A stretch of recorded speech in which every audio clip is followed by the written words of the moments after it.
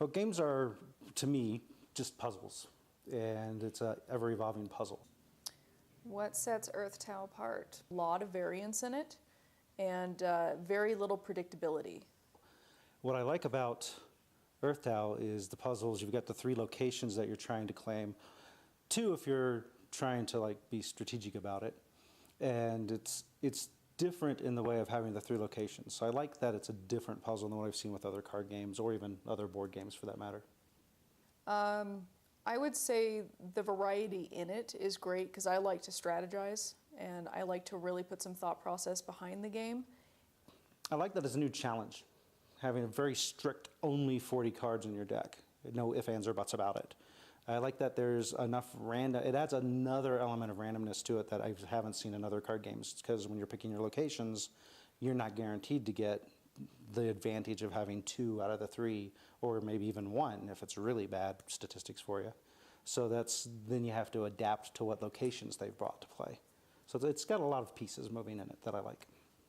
I mean, you can make it work either way. It depends on who you're playing with, how that game plays out. I like to play in a less competitive aspect and focus on doing cool things like making a thematic deck.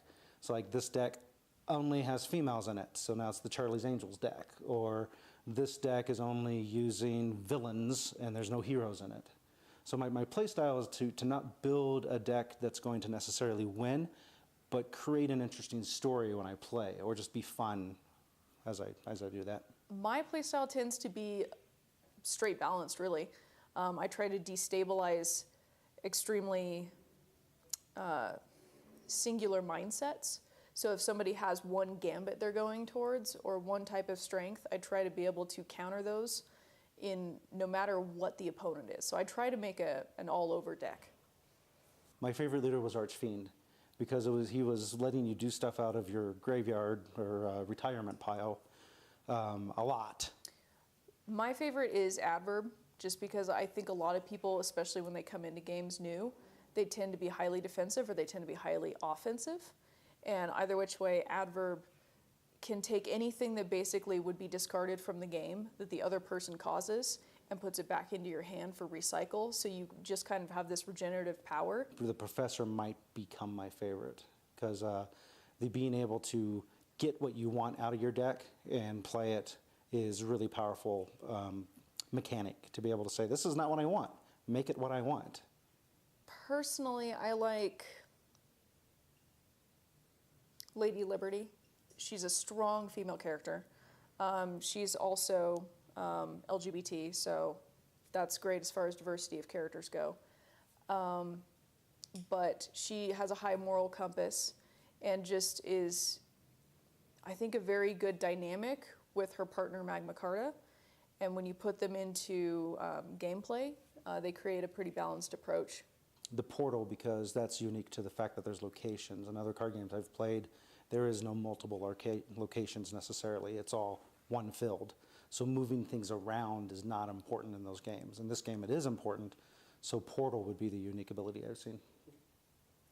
I was trying to stack as quickly as possible to be able to play rank 5, 6, and 7s. Well, it didn't start off well because I had to ditch 6 of my cards out of the game. And on a 40-card deck, that hurts.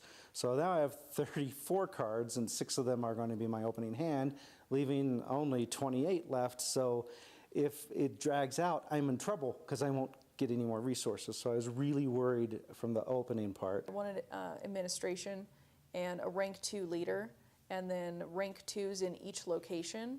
I had the ability to start hitting 5s. However, I found that most of my useful cards ended up being 6s.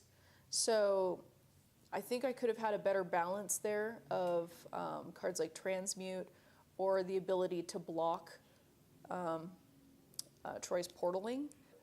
But then I had the girl professor who could move people from my graveyard into locations.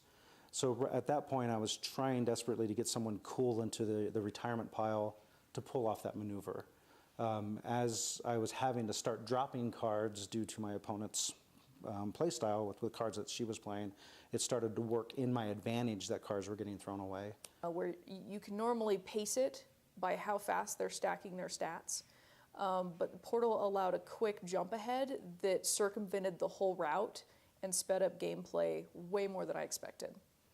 So I think I was maybe two turns away from being able to really cause some serious damage to how he had stacked his board.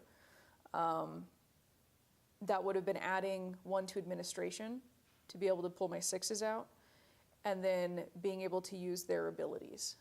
So it was really a speed game that my deck was not prepared for. I think you should have been able to, I'm thinking back on that game now. Yeah. Didn't you use the thing to sacrifice 1 more card to get that extra support? That's the thing, though. The one I wanted to pull out at the very end that I was trying to get to, in order for me to beat a rank on the location I could have affected, I had to have a 6.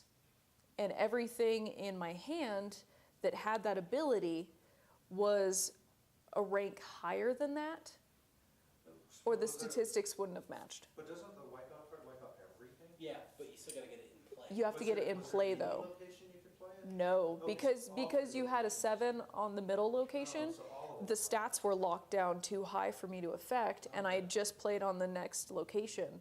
So the only thing I could have done was put something in admin or play the location on my far left.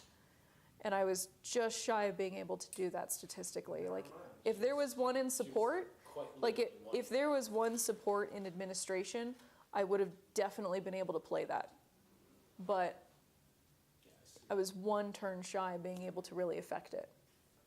I wasn't sure because I know there are cards in there that could wipe the board, and that actually came down to the card that would have saved her if she could have had a part to put it in. And I couldn't remember its cost, so I didn't know if my contingency cards I had on my hand would even work to stop it. So I wasn't sure until the game actually ended that I was going to win.